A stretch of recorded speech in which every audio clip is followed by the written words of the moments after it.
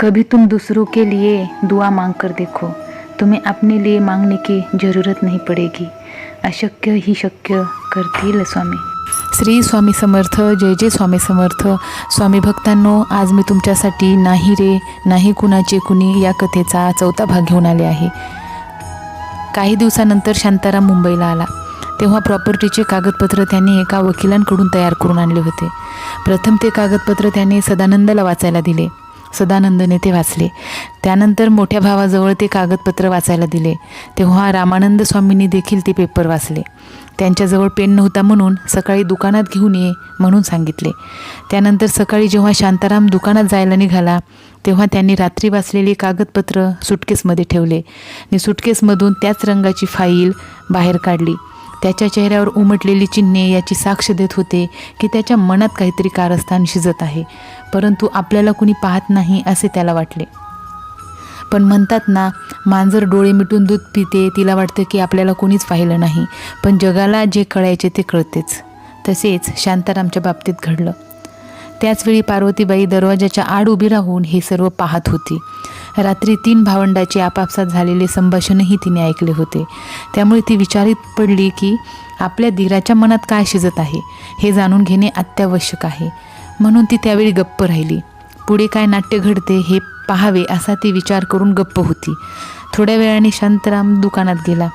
दुकानात गर्दी होती त्यामुळे कागदपत्रावर नीट लक्ष न देता दोन्ही भावांनी आपले हस्ताक्षर केले. दोन्ही भावांचे हस्ताक्षर होताच तो हर्षभराने म्हणाला, दादा, मी आजच गावाला एवढी काय घाई आहे? आल्यासारखा 2-4 दिवस इथं राहा आणि आपल्या नातेवाईक सगळे संबंधींना भेटून जा, त्यांनासुद्धा बरं वाटेल ना. दोन्ही भावांचे एकच मत असल्याचे पाहून तो त्यांना नकार देऊ शकला नाही.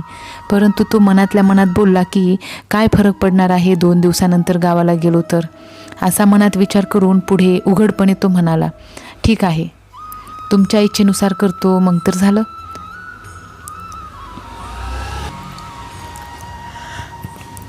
आमच्या इच्छेनुसार नको, रामानंद स्वामी लगेच बोलले. तुझी इच्छा असेल तर आमची काही जबरदस्ती नाही बाबा कुणावर. तेव्हा तो चटकन म्हणाला, असं कसं म्हणतोस तू दादा? तुझ्या शब्दाच्या बाहेर आहे का? तसं नाही बाबा, जमाना फार वाईट आहे. कुणाच्या हिताचे सांगणेही गैर ठरते आजकाल. पार्वतीबाईचे नाव न घेताही तिला हा टोमणा मारला. ती समजून गेली की हे आपल्याला उद्देशून म्हटले गेले, परंतु त्यावेळी ती गप्प राहिली. कारण शांताराम आपल्या भावापासून काय लपवत आहे हे तिला जाणून घ्यायचं होतं. म्हणून यावेळी ती गप्प राहण्यातच आपले हित आहे असा विचार करून गप्प राहिली. कारण तिला सत्य शोधून काढायचं होतं आणि त्यासाठी तिला थोडा अवधी हवा होता आणि तो अवधी शांताराम इथं राहिल्यानेच तिला मिळणार होता. हस्ताक्षर केलेले कागदपत्र शांतारामनी आपल्या सुटकेसमध्ये व्यवस्थित ठेवून सुटकेस बंद केली. त्यानंतर जेवणे झाली आणि प्रत्येकजण विश्रांतीसाठी आपापल्या खोलीत निघून गेले. शांताराम रामानंदसोबत झोपल्याने त्याला खोलीच्या बाहेर जाता येईना. त्यानंतर पार्वतीबाई हळूच उठली. एक कटाक्ष आपल्या नवऱ्याकडे टाकला. तो शांतपणे झोपला याची खात्री करून घेतली. त्यानंतर हळूच पावलांचा आवाज न करता ती आपल्या खोलीतून बाहेर आली. त्यानंतर एक नजर दादासाहेबांच्या खोलीकडे टाकली. तेव्हा तिला जाणवले की सर्वजण शांत झोपले आहेत. याचा अंदाज घेऊन गुपचूपपणे शांतारामने ठेवलेल्या जागी आली आणि हळुवारपणे सुटकेस खोलण्याचा प्रयत्न करू लागली. परंतु सुटकेसची किल्ली शांतारामकडे असल्याने सुटकेस काही तिला उघडता आली नाही. शेवटी कंटाळून सुटकेस जशी होती तशीच तिनं ठेवून दिली आणि माघारी वळली. गुपचूप आपल्या खोलीत येऊन झोपली. दुसऱ्या दिवशी शांताराम आपल्या मेहुण्याला भेटायला त्याच्या घरी गेला. जाताना तो आपली सुटकेस सोबत न्यायला विसरला नाही, परंतु त्यांनी नेलेली सुटकेस त्याची नसून त्याच रंगाची दुसरी सुटकेस होती हे त्याला तेव्हा कळाले जेव्हा त्यांनी काही कामानिमित्त सुटकेस उघडण्याचा प्रयत्न केला. पण सुटकेस काही उघडली नाही, कारण त्याच्याजवळ असलेली सुटकेसची किल्ली त्या सुटकेसला लागत नव्हती. तेव्हा त्याच्या मनात संशयाची पाल चुकली आणि स्वतःशीच उद्धारला, कुणी माझी सुटकेस तर बदलली नाही ना? पण असे कोण करील आणि का करील? तेवढ्यात त्याच्या डोळ्यासमोर पार्वतीबाईंचा चेहरा दिसू लागला. तसा तो स्वतःशीच बोलला, हे पार्वती बहिणीचे काम तर नसेल ना? पण पार्वती बहिणी का करील असं? आणि सुटकेस तर मी ठेवलेल्या ठिकाणीच होती, मग कशी बदलली? काहीच कळत नाही बनवून, परंतु शांत राहून राहून एकच चेहरा डोळ्यासमोर येत होता आणि तो म्हणजे पार्वती वहिनीचा. बहुधा तिचेच काम असावे, कारण दुसऱ्या कुणाचं नाही. पण तिनं सुटकेस का पळवली असेल? तिला माझी गुपित तर कळाली नसेल ना? छे, कसं शक्य आहे? आणि समजा कळालीच असते तर ती आतापर्यंत गप्प बसली असती का? तिने कधीच धिंडोरा पिटला असता आणि आपल्या दोन्ही बंधूंना पण समजले असते, किंवा असेही असेल तिला समजलं असेल, परंतु ती यासाठी गप्प बसली असेल की सत्य ओकून तर काही मिळणार नाही, त्यापेक्षा ब्लॅकमेल केलेलं काय वाईट हो. असंच कदाचित असेल. पण तसं नसलं तर, म्हणजे आपण समजतो तसं नसेल तर? हो, तेही खरं. मग आता यातून निर्णय काय म्हणून घ्यायचा? मला वाटतं खऱ्या खोट्याची शहानिशा करण्यासाठी आपल्याला घरी जायला हवं, ते पण या क्षणीच. पण मेहुण्याने विचारले तर काय सांगायचे? काहीतरी जरुरीचे काम करायला विसरलो असे सांगून ताबडतोब निघू आपण. हो, हेच योग्य ठरेल, कारण ती सुटकेस जर दुसऱ्या कोणाच्या हाती लागली तर फार मोठा घोटाळा होईल आणि आत्तापर्यंत आपण केलेली सारी मेहनत मातीमोल होईल. शिवाय आपला असली चेहरा सर्वांसमोर येईल. छे छे छे, असे अजिबात होता कामा नये. नाहीतर आपली बायको आपल्या अंगावरचे कपडे ओरबाडून काढील. तिचा काही नेम नाही. मोठी कैदाशीन बाई आहे ती. मला म्हणून परवडली आहे. दुसरा कुणी असता तर कधीच घटस्फोट घेऊन टाकला असता. पण आपल्याला ते जमलं नाही, कारण आपण घाबरतो तिला. कदाचित आपल्या डेअरिंग नाही तेवढी. पण आता विचार करण्यात वेळ न दवडता घरी गेलं पाहिजे, कारण आपल्यासारखा त्यांचा पण गैरसमज होऊ शकतो आणि किल्लीने सुटकेस उघडत नाही म्हणजे तिचा लॉक खराब झाला असेल असे समजून लॉक तोडला तर फार मोठी पंचायत होईल. त्यापेक्षा आपण तेथे लवकर पोचून आपली सुटकेसची लगेच ताब्यात घ्यायला पाहिजे, असा विचार करून मेहुण्याला सांगितले की माझे एक महत्त्वाचे काम राहिले आहे, तो येथे करतो आणि मी लगेच परत येतो. आणि शेवटी तसेच केले आणि घरी जायला निघालो. परंतु डोक्यात विचारांचे काहूर माजले होते. उलटसुलट विचार मनात येत होते. म्हणजे असे झाले असेल तर, किंवा तसे झाले असेल तर. म्हणजे एक मन होते की पार्वती बहिणीला आपली चलाकी कळाली असेल आणि तिनेच खऱ्या खोट्याची शहानिशा करण्यासाठी सुटकेशी जागा बदलली असेल. पण प्रश्न असा पडतो की तिला कसं कळलं? कारण आपण जेव्हा दोन्ही दादांकडून सह्या करून घेत होतो तेव्हा आपल्या तिघांव्यतिरिक्त चौथा माणूस कुणीच नव्हता. मग पार्वती बहिणीला कसं कळेल बरं? तिनं चोरून तर ऐकलं नसेल ना? शक्यता नाकारता येत नाही, कारण तिला तशी चोरून ऐकण्याची फार वाईट सवय आहे. बहुधा तसेच झाले असावे. पण मग तिने सर्वांसमोर आपले भांडे का फोडले नाही? कदाचित यामागचा तिचा उद्देश काही दुसरा असू शकेल. कदाचित तिला अर्धा वाटा हवा असेल. जर तिला अर्धा वाटा द्यावा लागला तर आपल्या हाती काय देणार? छे छे छे, असे झाले तर काहीच फायदा नाही. पण आता त्याला इलाज काय? विचार करता करता घरी पोचलो. पण तो घरी येण्या अगोदरच पार्वतीबाईने त्या सुटकेसची किल्ली बनवून घेतली आणि सुटकेस उघडली सुद्धा. आणि सुटकेसमध्ये सापडलेले 2 पॉवर ऑफ अटर्नीचे पेपर होते. त्या वकिलामार्फत वाचूनही घेतल्या. एक पॉवर ऑफ अटर्नी फक्त सरकारी योजनाविषयी लिहिलं होतं, तर दुसऱ्या पॉवर ऑफ अटर्नीमध्ये प्रॉपर्टी स्वतःच्या नावावर करण्याविषयी लिहिलं होतं. दोन्ही पॉवर ऑफ अटर्नी समजून नंतर पार्वतीबाई घरी परतली.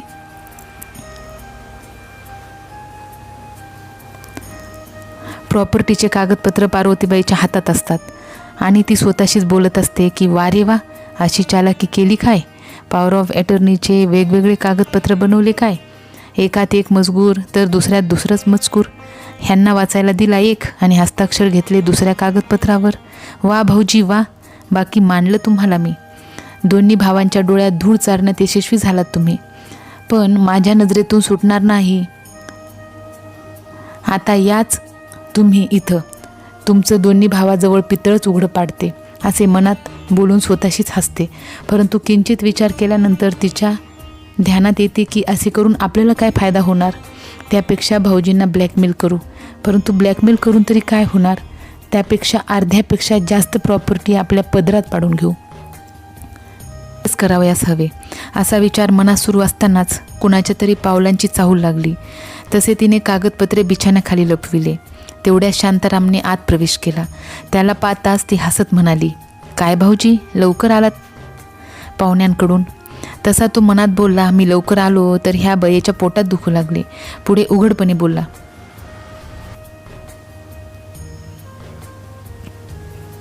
हो, पाहुण्यांची भेट झाली, मग थांबायचं काय कारण?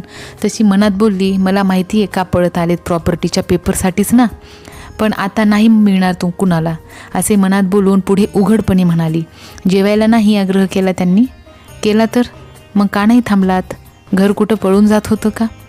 घर नसतं पळालं, परंतु ह्या घरातील माणसं जरूर पळाली असती. काय म्हणायचे तुम्हाला? मस्करी केली वहिनी, जास्त मस्करी बरी नव्हे. हो, ते आलं माझ्या ध्यानात. मग आता जेवून घेणार का? तुमचे दादा साहेब आल्यावर जेवणार. दादा आल्यावरच जेवतो असे म्हणून तो आतल्या खोलीत गेला. पाहतो तर सुटकेस जाग्यावरच दिसली. तसा मनातल्या मनात खुश झाला आणि लगेच हातातील सुटकेस बाजूला ठेवून आपली सुटकेस उघडून पाहिली असता त्याच्या डोळ्यासमोर अंधार दाटतो, कारण आतील पॉवर ऑफ अटर्नीचे कागदपत्र गायब असतात. शांतारामला परत एकदम धक्का बसतो. सुटकेस पुन्हा खालीवरी करून पाहतो. तेवढ्यात पाठीमागून एक आवाज कानावर पडला. तसा तो दचकून मागे पाहिले तर दरवाजात पार्वती उभी होती. ती विचारत असते की काही हरवलं का भाऊजी? काही नाही ना. मला आपलं वाटलं काही हरवलं की काय. तसा शांताराम समजला की हे हिचेच काम असणार. पण सुटकेस उघडली कशी? लॉकही तुटलेले नाही आहे. तसा तो वळून तिच्याकडे पाहत बोलला, वहिनी खरं सांग, माझी सुटकेस तू उघडलीस ना? ना बाबांना, मी हात पण लावला नाही तुमच्या सुटकेसला. तू हात लावला नाहीस तर आतले कागदपत्रे आपोआप गायब कसे झालेत? पण मी कशाला घेणार तुमचे कागदपत्र? तुम्ही काय माझ्याकडे किल्ली देऊन ठेवली होती का? किल्ली दिली नव्हती, पण तू नक्कीच दुसरी डुप्लिकेट किल्ली बनवली असणार. त्याशिवाय का सुटकेस उघडली? एकदम करेक्ट, मीच उघडली सुटकेस. मग त्यातले प्रॉपर्टीचे कागदपत्र कुठे आहेत? माझ्याकडे एकदम सुरक्षित आहेत. मग दे ते मला. मिळणार नाहीत. परिणाम चांगला होणार नाही. परिणामाची चिंता तुम्ही करावी भाऊजी, कारण लबाडी तुम्ही केलीत, मी नाही. कसली लबाडी? त्याला वाटलं की इंग्रजी भाषेत लिहिलं आहे, हिला कुठं वाचता येणार आहे, म्हणून त्याने मुद्दाम विचारले. ते पण मीच सांगू? म्हणजे काय म्हणायचे तुला? मला काय म्हणायचे हे तुम्हाला चांगले ठाऊक आहे, पण तरी मला विचारता. ठीक आहे, मी सांगते.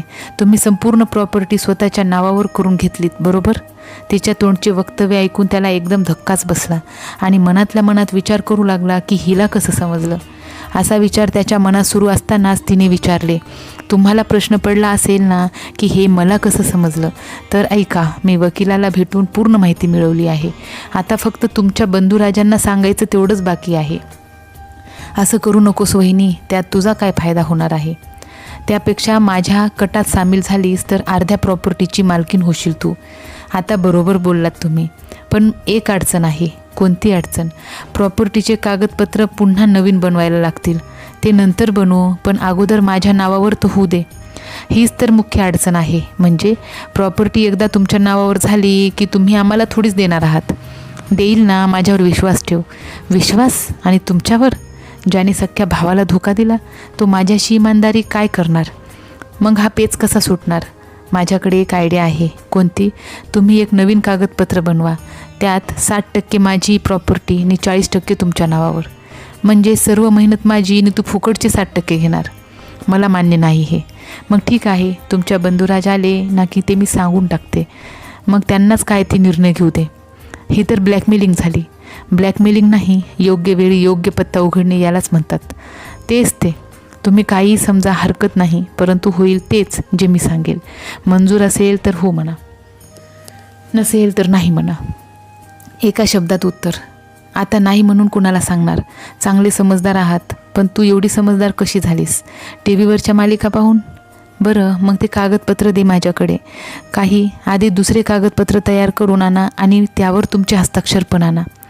मगच ते कागदपत्र मिळतील. एक हात दे और एक हात ले, यही तो दुनिया का दस्तूर है ना? हो, पण अगोदर रजिस्ट्रेशन तर व्हायला पाहिजे, नाहीतर त्याची किंमत शून्य. रजिस्टर पण होईल. अगोदर मी सांगितलेले कागदपत्रे तयार करून आणा, मग रजिस्ट्रेशन करून घेता येईल. त्यावर शांताराम समजून चुकला की ही बाई महावस्ताद आहे, अशी मानायची नाही आणि आपली डाळ गळू देणार नाही. काहीतरी दुसरा उपाय करायला पाहिजे, पण कोणता ते सुचत नाही. आता या क्षणी मालती इथं असती तर तिने जरूर काहीतरी मार्ग शोधून काढला असता. पण आता काय करावं? शिवाय मालतीला जर कळालं तर आपली काही धडगत नाही. पण करणार काय? इकडे आड आणि तिकडे विहीर. न करून सांगतो कुणाला. तिच्या म्हणण्यानुसार कागदपत्र तयार करून घेतले. त्यानंतर ठरल्याप्रमाणे कागदपत्र रजिस्ट्रेशन करून घेतले. त्यानंतर दोन्ही कागदपत्रांची एक एक नकल दोघांनीही स्वतःजवळ ठेवून घेतली. त्यामागचा हेतू एकच होता, कुणी कुणाला धोका देऊ नये. शांताराम गावाला रवाना झाला, गाडीत बसला, परंतु संपूर्ण प्रवास एकदम चिंतेत झाला. त्याला सर्वात मोठा प्रश्न पडला होता की घरी पोहोचल्यावर मालतीबाईचा सामना कसा करावा. ती आपले स्वागत तर करणारच नाही, उलट ती आपल्याला कच्चे खाऊन टाकेन. काय करावं, काय सांगावं आणि कसे पटवून द्यावे. विचार करत असतानाच कधी डोळा लागला हे कळालंच नाही. जेव्हा झटका मारून मोटार उभी राहिली तेव्हा त्याच्या डोळ्यावरची झोप मोडली.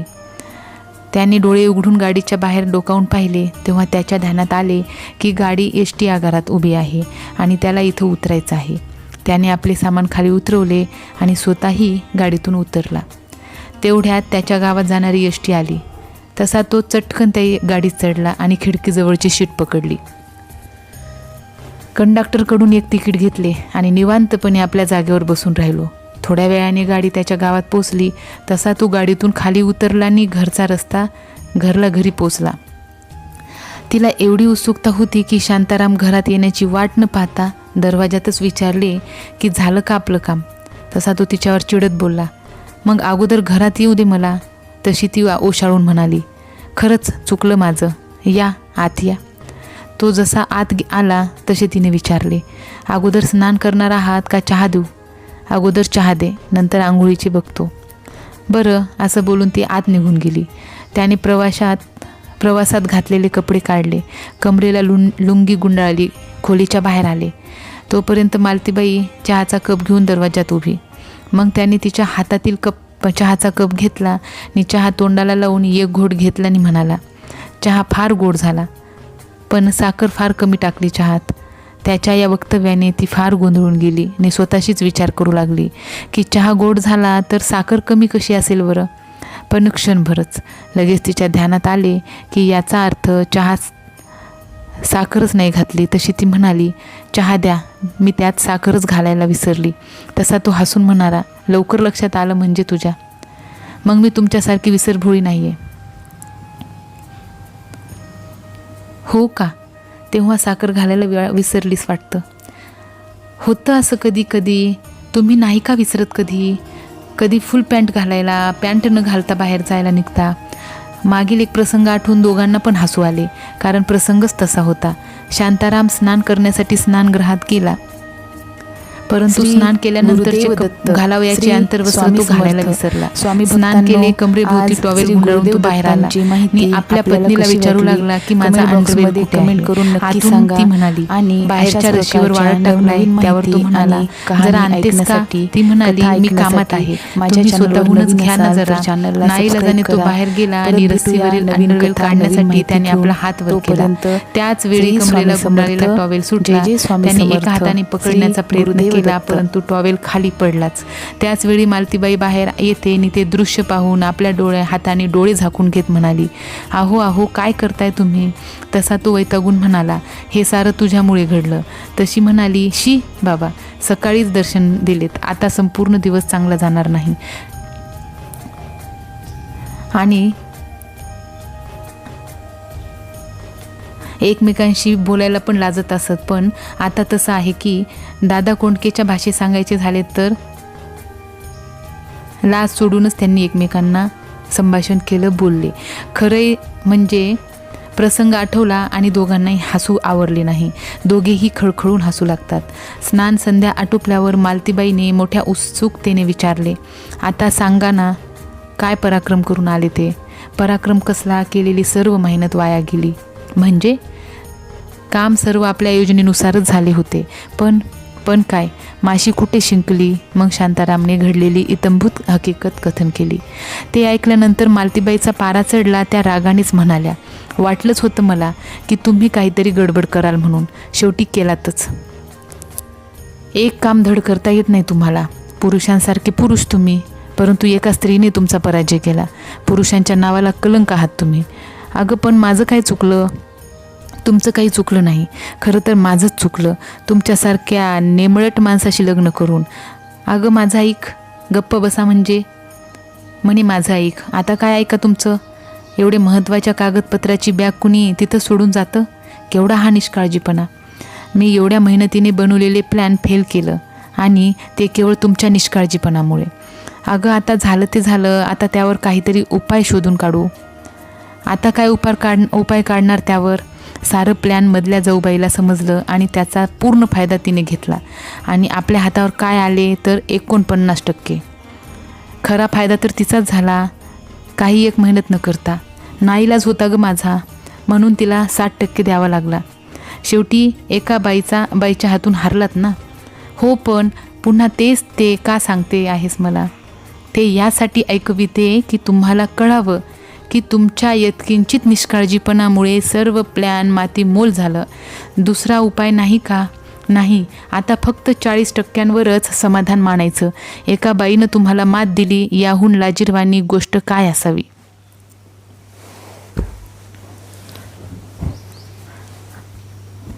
तर स्वामी भक्तांनो, नाही रे नाही कुणाचे कुणी भाग 4 आपल्याला कसा वाटला आणि खरोखरच आयुष्यामध्ये आपण कसं राहायला पाहिजे, कसं जगायला पाहिजे असं तुम्हाला वाटतं? कमेंट बॉक्समध्ये कमेंट करून नक्की सांगा. यानंतरचा 5वा भाग ऐकण्यासाठी माझ्या चॅनलला सबस्क्राईब करा जर माझ्या चॅनलवर नवीन असाल तर मी परत नवीन पुढचं भाग घेऊन नक्की तुमच्यासमोर येईल. तोपर्यंत श्री स्वामी समर्थ. जय जय स्वामी समर्थ.